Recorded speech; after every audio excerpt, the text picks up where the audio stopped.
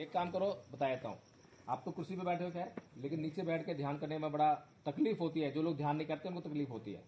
तो आंखें बंद करिए, सभी आंख बंद करो, आंखें बंद, कमर सीधी, जो कुर्सी की टेक है उससे हट जाओ, गर्दन सीधी। और देखो सांस आ रही है नहीं आ रही? सांस आ रही है? अरे वाह, आप लोग की सांस आ रही है, हमारी तो फटी रुकी हुई है। Very good. तो इसी प्रकार से जो है भगवान बुद्ध तपस्या कर रहे थे, ध्यान कर रहे थे। तो उनके पास जो है एक राजा आया और राजा बोला कि भगवान बुद्ध, मैं बहुत बलशाली हूं। क्या हूं? बहुत बलशाली। तो भगवान बुद्ध बोले कि बहुत अच्छा राजन, आप बहुत बलशाली हैं, आइए बैठिए, आसन लीजिए। तो राजा ने आसन लिया और बैठ गया।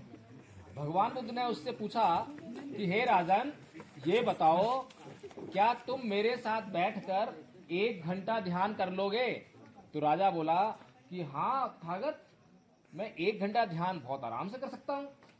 भगवान बुद्ध बोले कि बहुत अच्छा राजन, अब ये बताओ, क्या तुम मेरे साथ बैठकर 4 घंटे ध्यान कर लोगे?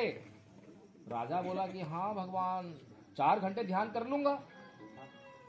तो भगवान बुद्ध बोले कि बहुत अच्छा राजन, ये बताओ, क्या तुम मेरे साथ बैठकर 1 दिन ध्यान कर लोगे?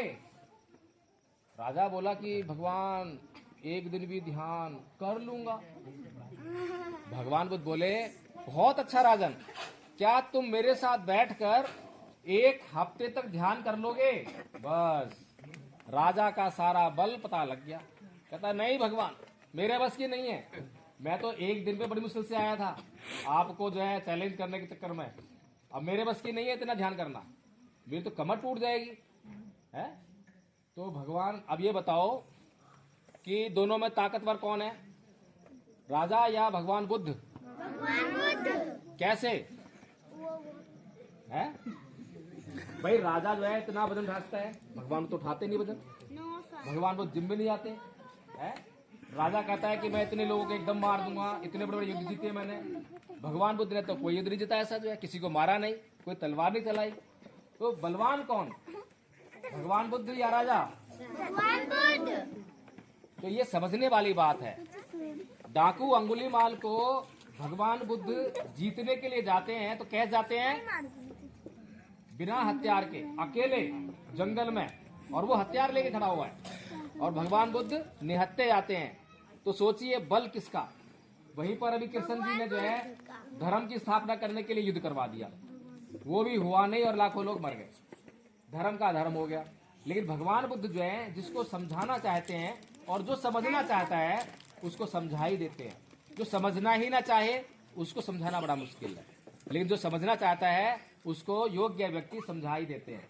तो इसीलिए हमें जो है ये जो दिमाग है, इसी में सारी बीमारियां हैं, सारे विकार इसी में हैं। आप लोगों से मैं पूछूं कि आप लोगों में बीमार कौन है? कोई है बीमार? किसी को बीमारी है? कोई नहीं है? कोई है? आप हैं बीमार, चलिए। लेकिन जो लोग कह रहे हैं कि बीमार नहीं है, मैं उनसे पूछता हूँ कि गुस्सा करते हैं नहीं करते? करते हैं ना?